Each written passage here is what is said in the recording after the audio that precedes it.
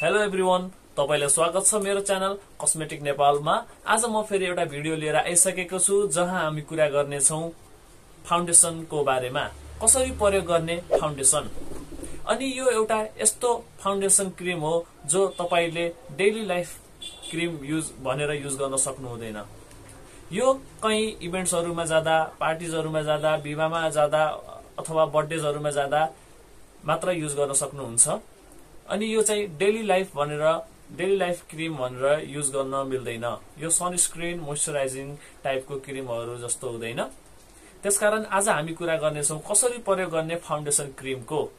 यो फाउन्डेसन क्रिमको आफ्नो छुट्टै स्ट्र्याटेजिजहरु छन् प्रयोग गर्ने। त्यसकारण आज यसको बारेमा राम्रोसँग जान्ने छौं कसरी प्रयोग गर्ने। अब हामी ढिला नगर्दै भिडियोतिर लागौं।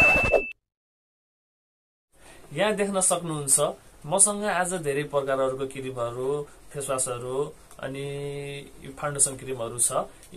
आज यिनी सबैको आफ्नो भूमिका छ अनि यो फाउन्डेसन लगाउनेको विधिमा यहाँ हेर्न सक्नुहुन्छ। पहिला सुरु चाहिँ अब हामी पहिला स्टेप 1 बाट सुरु गरौं। पहिला तपाईले फेसवाश गर्न पर्ने हुनेछ। यही फेसवाश नभएर अरु फेसवाशहरुले पनि युज गर्न सक्नुहुन्छ। यो चाहिँ मैले एक्जाम्पलको लागि मात्र देखाएको हो। यहाँ देख्न सक्नुहुन्छ मसँग अहिले हिमालय फेसवाश छ। पहिलो स्टेपमा चाहिँ तपाईले आफ्नो फेस वाश गर्न पर्ने हुनेछ। कुनै फेसवाशले फेसवाश गरिसकेपछि तपाईले आफ्नो फेस राम्रोसँग टावेलले पुस्नु होला।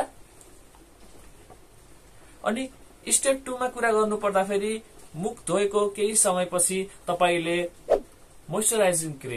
मोइस्चराइजर कुनै युज गर्नु होला। यहाँ देख्न सक्नुहुन्छ मसँग अहिले जोनसनको मोइस्चराइजर क्रिम छ जसले राम्रो काम गर्छ भनेर मैले भिडियो पनि हालिसकेको छु। अनि यसको भिडियोहरु पनि राम्रो भ्युजहरु पनि राम्रो आइसकेको छ। अनि यो हेर्न सक्नुहुन्छ जोनसन मोइस्चराइजरको मोइस्चराइजर अथवा कुनै मोइस्चराइजर लगाउन सक्नुहुन्छ तपाईले त्यसको फेसवाश गरिसकेको केही समयपछि। स्टेप 2 मा पहिला अनि स्टेप 2 मा चाहिँ तपाईले मोइस्चराइजर क्रिम लगाउने। स्टेप 3 मा चाहिँ तपाईले यहाँ देख्न सक्नुहुन्छ हामीसँग यहाँ एउटा प्राइमर छ। यो प्राइमरले के काम गर्छ? प्राइमरले तपाईले मोइस्चराइजर लगाइसकेपछि यो प्राइमर लगाउने। प्राइमर लगाएपछि तपाईको जुनै पनि क्रिमहरु अथवा मेकअपहरु जे पनि लगाउनु हुन्छ त्यो चाहिँ तपाईलाई एब्जर्ब गर्नको लागि अथवा फेसमा राम्रोसँग एब्जर्ब गर्नको लागि यसले मद्दत गर्छ। यसको प्राइमरले एब्जर्ब गर्नको लागि राम्रो भूमिका खेलेको हुन्छ। त्यसकारण प्राइमर लगाउनु अथवा मेकअप गर्नु भन्दा अगाडि प्राइमर लगाउनु पनि राम्रो हो। यो अहिले फाउन्डेसनको विषयमा कुरा भइरहेको छ। त्यसकारण फाउन्डेसन लगाउनु अघि पनि तपाईले प्राइमर लगाउनु होला।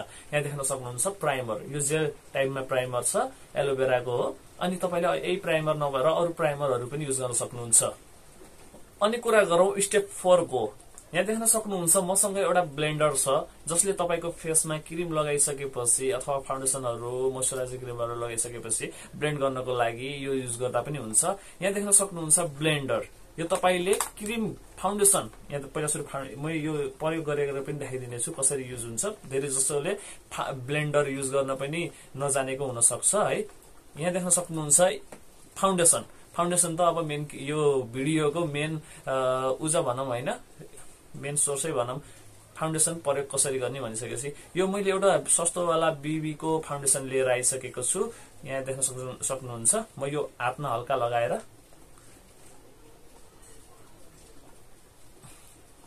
देख्न सक्नुहुन्छ।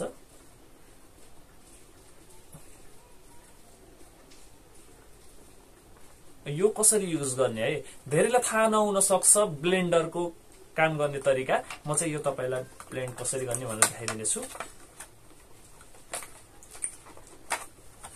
यो निकाल्ने हेर्न सक्नुहुन्छ ब्लेन्डर है। तपाईले यदि लगाइसक्नु भएको छ अनि तपाईले चाहिँ यो ब्लेन्ड गर्ने थप लगाउने टाइपको क्या। यहाँ देख्न सक्नुहुन्छ यो तपाईले रब गर्ने हैन। रब गरिसकेपछि यो फाउन्डेसनले गर्न पर्ने काम चाहिँ गर्दैन। त्यसकारण रब गर्ने हैन, यसो गरेर है रब गर्ने चाहिँ हैन। यहाँ देख्न सक्नुहुन्छ तपाईले ब्लेन्ड गर्ने।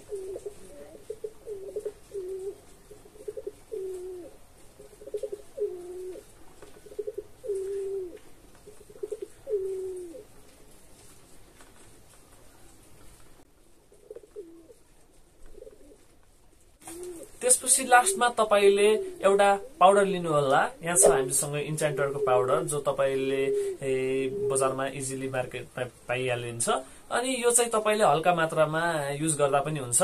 हल्का मात्रामा युज गर्दाखेरि तपाईको बाहिरबाट हैन स्वेट पसिनाहरू आएकोहरू सोच्नको लागि नि केही काम गर्छ। त्यसकारण यो पनि युज गर्नु होला। यो थियो आजको फाउन्डेसन लगाउने प्रोसेस। आशा छ तपाईले राम्रोसँग बुझ्नुभयो होला अथवा जान्नुभयो होला। अनि यदि मेरो च्यानलमा पहिलोचोटि भिजिट गर्नु भएको छ भने लाइक शेयर अनि सब्स्क्राइब गर्न नभुल्नु होला।